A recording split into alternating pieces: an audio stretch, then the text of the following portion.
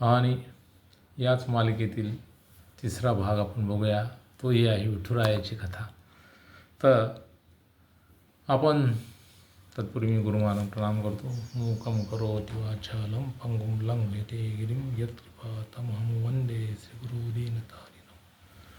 तर आपण विठुरायाच्या दर्शनाला गेला, एवढं लांबून चालत भागत विठ्ठल नामाचं कीर्तन करत काही फूट अंतरावर आल्यानंतर आपल्याला सुंदर साजिर गोजिर रूपाचं दर्शन होतं.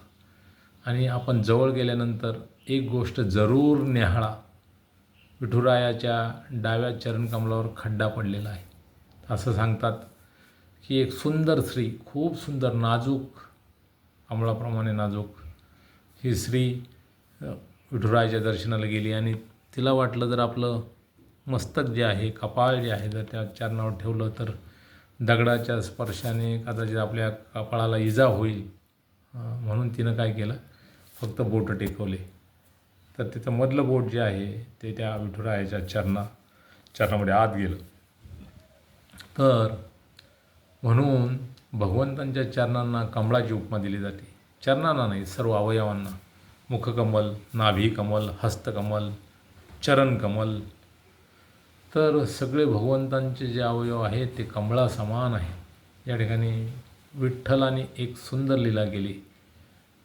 त्या स्त्रीचा गर्वहरण केला आणि तिला दाखवलं की तू जितकी स्वतःला सुंदर आणि नाजूक समजते त्याच्यापेक्षा मी नाजूक आहे. आणि तिचे बोट आत गेले म्हणजे भगवंताने तिला दाखवलं की तुझ्यापेक्षाही मी नाजूक आहे. आणि म्हणून गोपी ज्या आहे, जेव्हा भगवंत गाई चरायला घेऊन जायचे तर त्यांना अस्वस्थ असायच्या, वेदना व्हायच्या की भगवंताचे चरण कमळाप्रमाणे नाजूक आहेत. त्या भूमीवर चालताना त्यांना दगड टोचतील, खडे टोचतील, काटे टोचतील, तर त्यांना किती त्रास होईल. तर या ठिकाणी विठुरायाने ते दाखवलं की माझे चरण कमल जे म्हणतात ती उपमा नाही, ती सत्यस्थिती आहे. आणि त्या ठिकाणी जसं आपण एखाद्या कमळाच्या पाकळीवर बोट टेकवलं तर त्या ठिकाणी घट्टा पडतो, तसं भगवंतांनी दाखवलं की माझे चरण जे आहेत ते कमळासमान नाजूक आहेत. आणि त्या ठिकाणी डाव्या चरणाला खड्डा पडलेला आपल्याला दिसेल. तर भगवंत अर्चा विग्रह जे आहेत ते फक्त दगडाची मूर्ती नाही आहेत, ते साक्षात भगवंत आहेत. आणि म्हणून तर ते असे आदान प्रदान करतात आणि आपल्यावरील कृपेसाठी, आपल्यावर कृपा करण्यासाठी भगवंत अशा सुंदर रूपामध्ये उभे आहेत, कमरेवर हात ठेवून, आणि वाट पाहत आहेत की हा माझा भक्त केव्हा मला भेटायला येतो, केव्हा मला माझ्या चरणाचा आश्रय घेण्यास तो येतो.